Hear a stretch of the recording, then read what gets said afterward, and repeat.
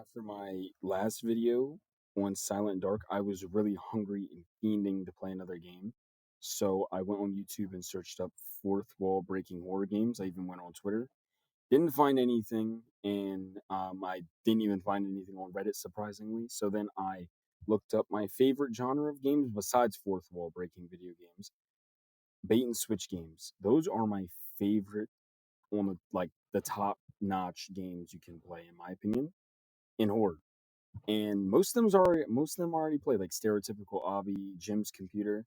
And I was like, I didn't want to record popular things people already know.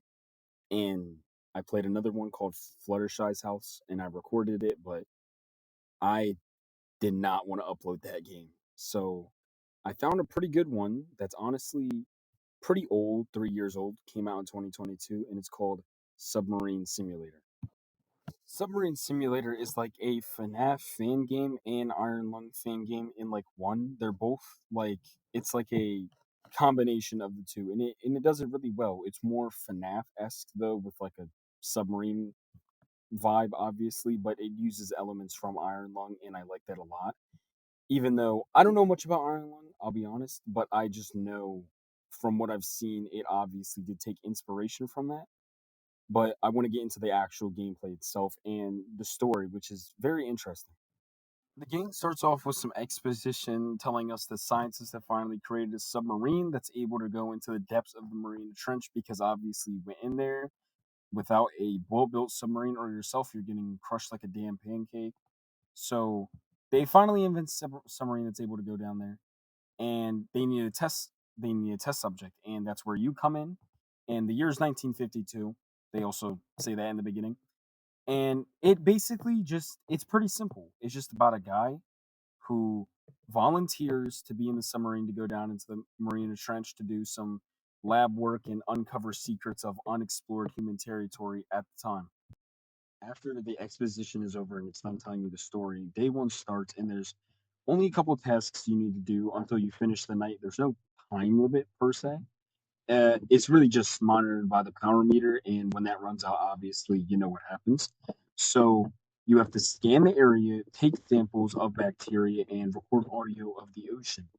And there's also a restart computer option, which is helpful later on. And there's an oxygen tank you have to fill up every couple seconds, obviously with the oxygen meter. And you have a flashlight of what is in front of you, which will be important later. There's nothing interesting to show on day one, as in literally nothing happens. You just kind of learn to play the game, and that's obvious for day one. And every time you finish a day and go back up, you do a mini game in between, and it's just a matching game. And honestly, I thought it was pretty normal. I thought it was like a part of the bait and switch aspect. And then you see a little girl's face with her eyes blacked out, crying blood, and that is the first plot point of this game, and it makes you wonder what's really going on. And again, to clarify, I literally went into this game blind, and when day two started, I was really shocked when someone started talking to me in the Mariana Trench, telling me to look outside. Now, I kind of regret doing this now, but I never did because I was scared to shine my flashlight, and I was just going to see like a face outside. And don't worry, we see it later. But I just kept doing my job because it wasn't affecting me in any way. And he just kept talking to me, and I kind of ignored him. But he starts talking about how he wants to be our friend and how it's lonely in the Mariana Trench. And he seems friendly at first. Then explains how he gets aggravated when people look at him. That'll be important later, don't worry. But the day ends the same, and he tells us bye, see you later. And another mini game starts. So the game is a pretty basic dodge the projectiles coming at you game where you just slide up and down until it gets to the end, just like the last one. It shows the same little girl and her head's coming at you, which I actually found kind of funny and I laughed, which is messed up, but like it was just so it just looked weird, so I laughed. But then the next day starts. One and two are obviously fairly easy introducing you to the game, but day three where it picks up, and the guy starts talking to you. His name's Jerry, by the way, and says he knows you're not really his friend.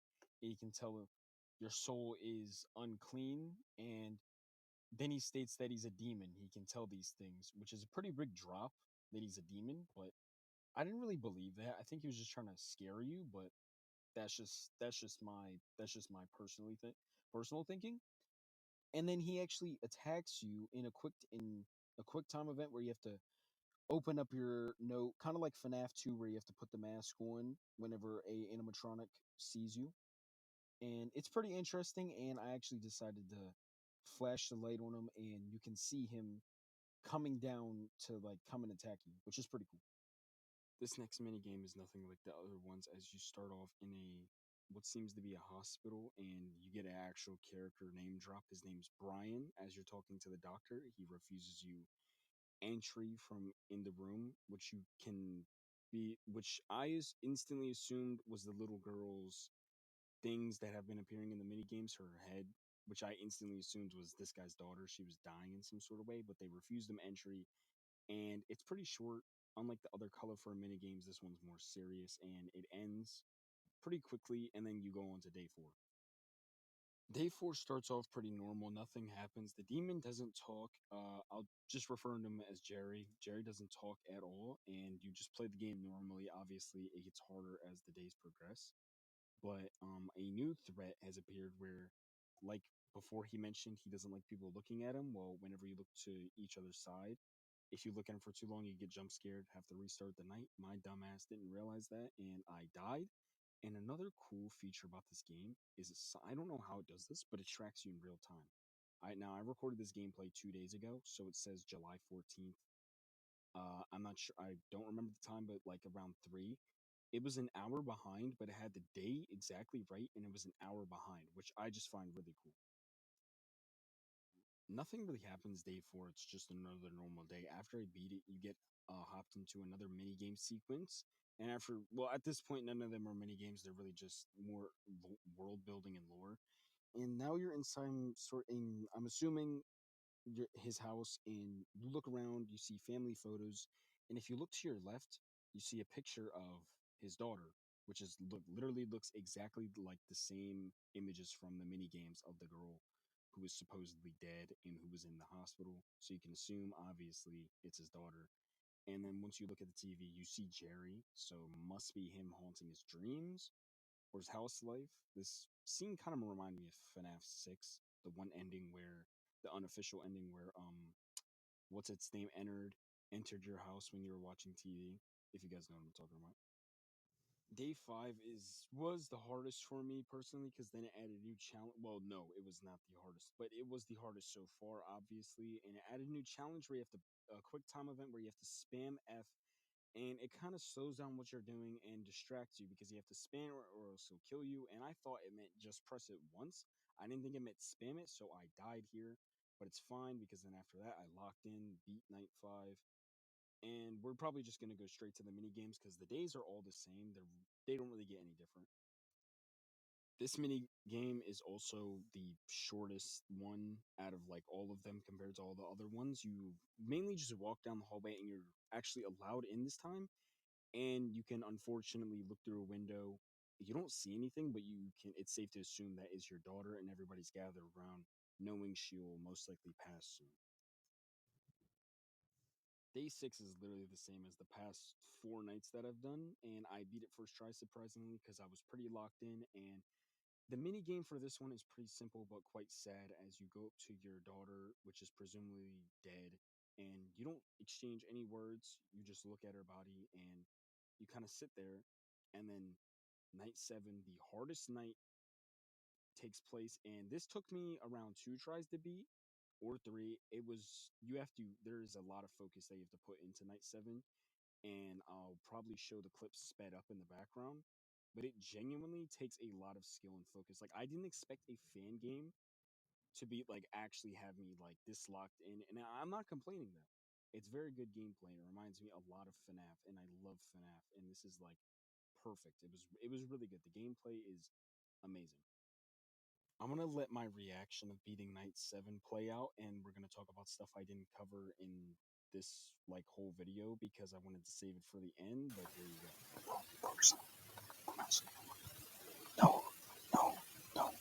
No, no, no, no, no, no.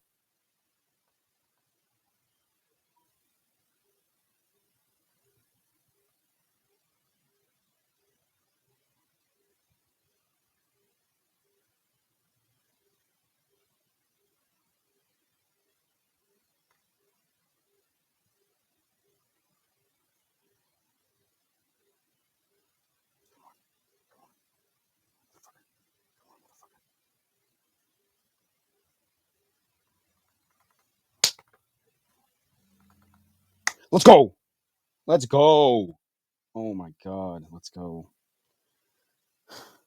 Oh my god.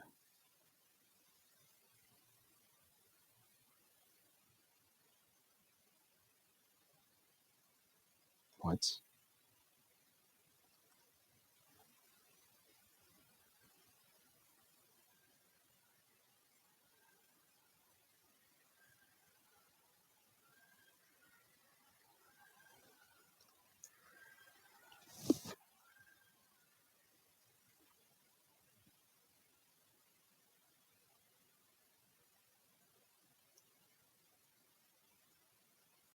As you could see in the end of the game, it says something came with you, and it was obviously Jerry. And then you can see our character dead, reunited with his daughter. Now, that's a happy ending, I guess.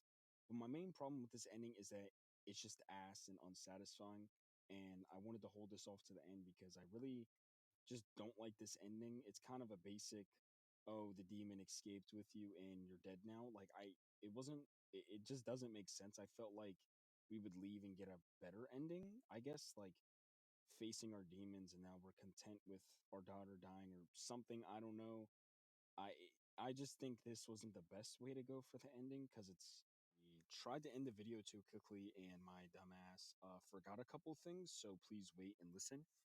Now, there are a couple lore details I was researching on this game. I actually found this all by accident and I thought it was pretty cool. Apparently, Jerry killed our daughter in lore. I don't know how the hell he did that, but he did because it's described here. Maybe it's wrong. I have no idea, but it could or could not be wrong. I don't know. But it also states some quotes that I wanted to say that I just forgot to say. There's quotes like, "Don't you want to see your daughter?" or maybe someday you can take me back with you, and "Do not fear the darkness." And then there was one about the USA. I just forgot. It was like, "I want to see the USA" or something like that. I don't know, but that is I literally just now read that he actually killed our daughter. I still have no idea how the hell he did that since he lives in the Marina Trench. But yeah, it's pretty interesting, and I thought it was cool. So yeah, that's it. It's just ass. Like I'm not gonna. I really like this game. The gameplay and what it was setting up and the mystery behind it is really good. I just don't like how the demon escapes with us, and or I guess that could have been cool, but like us dying is just unsatisfying. I guess it's trying to be a sad ending, but also like bittersweet. Like, oh, we died, but we're with our daughter again. But I don't know. It just wasn't that good to me. And actually, yes, there is a custom night mode on this, but I was not trying to play that. So I looked up on YouTube custom night gameplay. I watched someone play it on the hardest 20 20 20. That's 320 mode basically, and it didn't have any different endings. So from my knowledge, there's one ending in the game, and yeah, it's really not that. It's okay. It's really not that good though, and it kind of drags down this really good game. But other than that, this is probably the best bait and switch game on Roblox. Most well made, definitely. It has pretty good story and really good gameplay, and I'd recommend it if you haven't played it already. Since yes, it is old and you guys probably heard about it, but I think this is my favorite bait and switch game on Roblox. Not of all time though. That's Doki Doki Literature Club. But I'm done with the video now. Bye.